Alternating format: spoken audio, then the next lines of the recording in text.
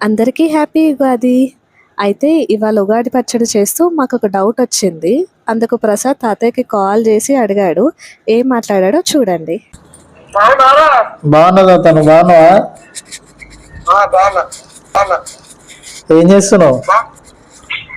ఏం చేసి కూర్చున్నాయి. ఉగాది పచ్చడిలో కారం కారం కూడా వేయాలిగా. కారమా? ఆ, కారం ఎందుకు రా? మరి ఏమేమి వేస్తారు చెప్పు. బెల్లం, ఉమ్, ఆ, ఆ, పుట్నాలు, ఆ, మామిడికాయ, ఆ, యాపపూత, ఉమ్, చింతపండు రసం ఇంకా యాపపూత మామిడికాయ చిన్న చిన్న ముక్కలు కోసి వేసిన పుట్నాలు వేసిన మర్చిపోయి వేసిన కొంచెం బెల్లం ఎక్కువ వేసినావా?